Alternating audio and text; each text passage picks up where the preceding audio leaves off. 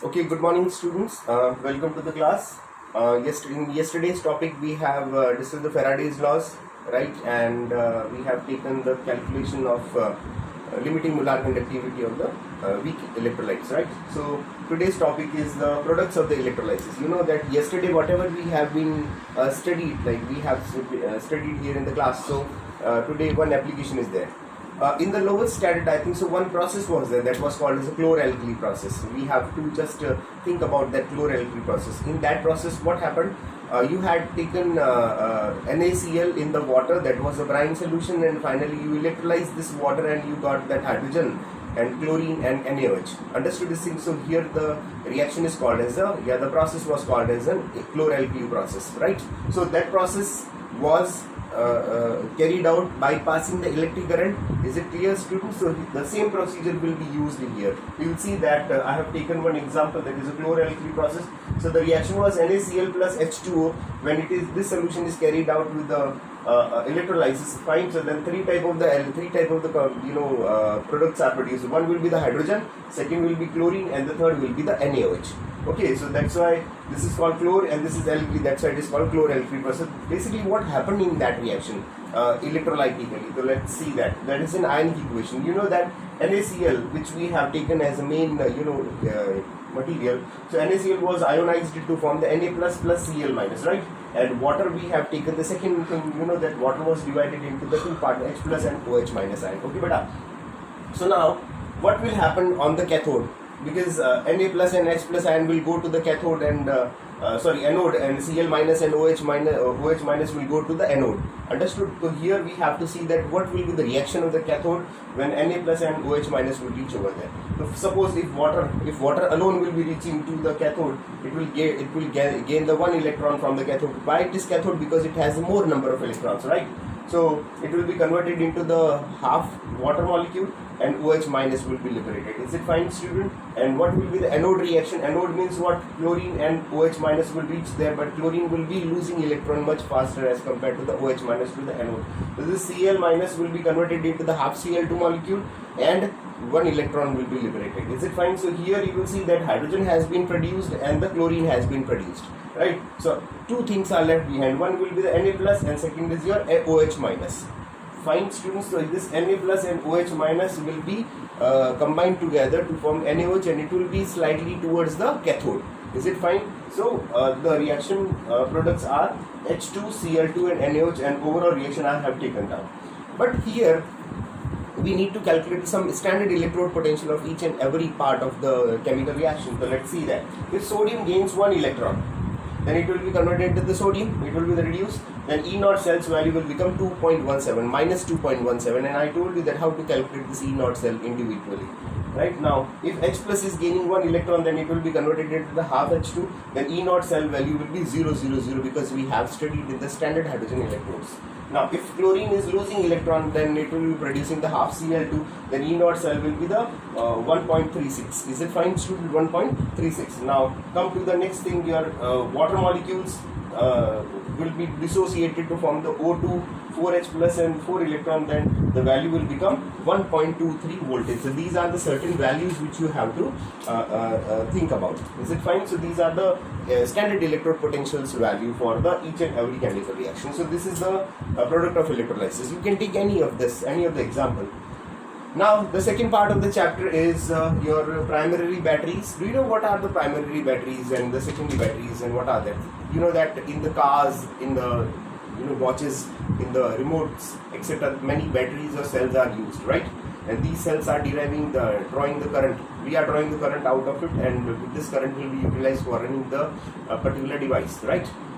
So we have to think about what chemical reactions are taking place in that. So we have to classify all the cells into the three parts. Mainly, the one is a primary cell, second is a secondary cells, and third will be the fuel cell. Okay, so these three categories we will study today. So in the primary cell, your pencil cell is there, your AA, AAA cells are there, which you are using in the day-to-day life. So these cells are there. Okay, and secondary batteries or secondary cells, or these are also known as a lead accumulator.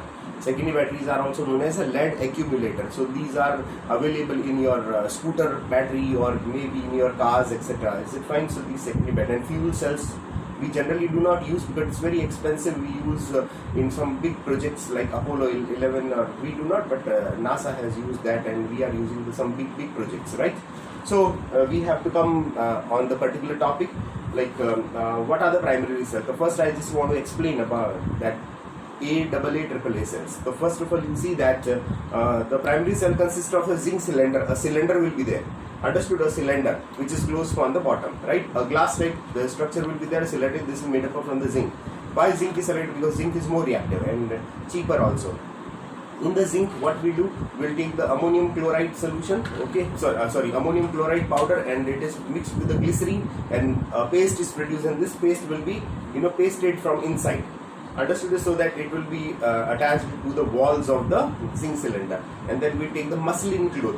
A muslin bag, yeah, muslin cloth is there, which will be fitted in, fixed inside it. Is it clear? So that a cavity will be produced. Now in the cavity, we'll take a graphite rod. Okay, it is made up from the carbon, and this rod will be inserted inside. So that material NH4Cl and glycerine material and the carbon rod, there is a space between them. Is it fine? The whole space is there. In this space, we will take the MnO2 powder, right? And the cell will be closed from the top. Clear? Now this is called as a primary cell. So what will be the reactions taking place here? So I told you the zinc was in the form of the zinc cylinder. It is acting as an anode, right? Although it is donating the electron. Is it clear? Negative terminal will be there. Is it fine? So zinc will be losing electron and forms Zn2 plus, right? And these two electrons will be gained by I told you that MnO powder was taken. This MnO2 powder and NH4Cl was also taken. The MnO2 and NH4Cl will gain one electron, and it will be converted into the double form. Yeah, this is the either magnesium oxide or magnesium hydroxide. It can be like this, and ammonia will be produced. So when both the reactions are taking place in the cell, then you will see that the current will be generated in that. So from the zinc, the electrons will migrate, and it will be gained by the MnO2. So this is the one reaction. Now come to the second type of the cell. This is called as a button cell, basically. Button cell, button cell are used in the watches, etc. Right? Very thin cells are there, or maybe in the remotes also we use, and the car, toys, etc. These cells are used. So what reaction is taking place? So again, you will see the zinc cylinder is there. So zinc is gaining the 2 OH. OH is coming from the HGO. I tell you that how the OH has come. So zinc plus 2 OH, it will be converted to ZnO plus water, and 2 electron will be liberated. And these 2 electrons will be gained by the HGO. Already water was present with the HGO, so it forms Hg plus 2OH. So this, 2OH minus. So this 2OH was used earlier in this. So zinc was acting as an anode, and HGO was acting as a cathode. The overall reaction will be like this. Okay, if you combine these two equations, then H2 will be cancelled, 2 electron will be cancelled, and OH will be cancelled. Then overall reaction will be Zn plus HGO. It forms ZnO plus Hg. This is the overall reaction of the button cell. Now come to the secondary batteries. These are the two primary batteries which we have discussed. One more is there which listen this part. Then after we can shift to the secondary batteries. This is the nickel cadmium battery.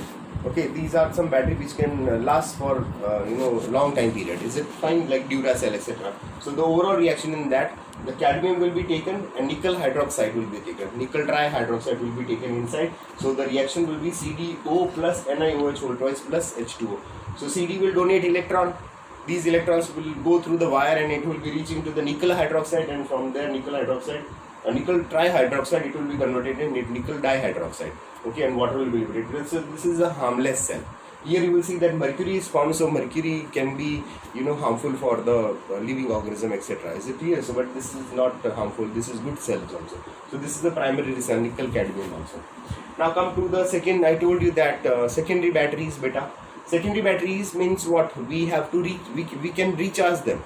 Okay, we can recharge them. The reactions which have been taken place for the drawing of the current from the battery, once you connect it with the charging device, the reaction will be reversed back. That means the reactions will be starting from the start, right? So here you will see that the reactions are there. How basically the cell is constructed, that is the most important part. Basically it's a box in which many partitions are there, and in these partitions lead plates are there. The plates which are made up from the leads on which the lead oxide is pasted. just listen, this is listen it carefully. There are two opposite plates, like this is one plate and this is another plate, so both the opposite plates are connected in that way. So one will be acting as a negative and another will be acting as a positive, and both are made up from the lead on which the lead oxide is painted, and in between these two cells the plastic separators are there, so that there will be no short circuiting here. So there are 3-4 cells taken in that way, and these 3-4 cells are inserted in the columns made in, and all the cells will be connected in the series according to the requirement of the voltage, right? If it is a 3 voltage, then 2 cells are required, and if it is a 6 voltage, then how many 4 are required, and if it is 9 voltage, 6 are required, and if it is then it 12 partitions are required. So that depends upon that how many voltage you require. Okay, so this is the secondary battery. Now and you see that these are the two plates, understood, in which the plastic separators were there, and they are dipped in the H2SO4. Okay, there is a specific gravity of the H2SO4. That means it's a diluted H2SO4, distilled water plus H2SO4. Both are mixed together, and then after these plates were dipped in the whole battery column, right? So this is why this is called as a secondary battery, and this is lead accumulator. That what will be the reaction taking place? You will see that lead, I told you lead plates are there. These lead plates will react with the SO4 of the H2SO4, and it forms a PbSO4 plus 2 electrons. These 2 electrons will be generated, and now these 2 electrons will migrate through the the wire, okay, and they will be gained by the PbO2. PbO2 means the paste which is present on that, the same plate on which the same PbO2 is there. So on the lead oxide and H2SO4's SO4 and 4H, this is from the water, and 2 electrons from here, it will be converted into the PbSO4 plus H2, it forms the cathode. So cathode and anode will be the terminals, okay. Then overall reaction will be Pb plus PbO2 plus 2H2 plus 2H2SO4. This is the common reaction, okay. Pb, the plate, PbO2, the paste, H2SO4 in which they are dipped, and when the chemical reaction is taking place, then what is that? PbSO4 plus H2, right, student? Now this is when the current is drawn from the battery, but when you connect with the external source, right, then what happens? All these reactions will be in the opposite direction. That means PbSO4 and 2 electron will be converted into Pb plus H2, this one SO4, and these will be reversed again, and this reaction will be reversed. Understood? So due to this reverse, what happened? The battery can be recharged. I hope you understood this thing. Okay. Now we'll take the next topic. Okay. Now students, the third type of the cell I told you, that is a fuel cell. It was used in the Apollo programs, right? And it is very expensive because the platinum mill is electrode. It consists of a box in which the platinum grids are there, and between these platinum grids aqueous electrolyte will be added, and there is a source, that entrance of the hydrogen and oxygen from either side is there, right? Now what will be the reaction in that? So first of all, when the H2 is encountered with the platinum, is it fine? And some aqueous electrolyte present in that, then it will be converted into the water, okay, and 2 electrons will be liberated. These 2 electrons will go through this terminal, and from the external source, from the external circuit, the electron will be passed in the positive part, right? At the cathode, what will be the reaction? The oxygen we are passing from here, so this oxygen will be combining with the water present in that, and this and the 4 electrons from this side. When 2 electrons are there, we have to multiply all these things, so that will be how many electrons? That will be the 4 electrons. Here instead of this one, that will be the 4 electrons. So these 4 electrons will be gained by this one, and it will be converted into the 4OH minus, right? So in that condition, you will see that the current will be generated, right? And the hydrogen and oxygen both are combined as an ions, okay, both will be combined to form the water, and this water will be taken out from the cell. This will show the 70% efficiency, which is good for the running that particular device, right? So this is the another type of the cell.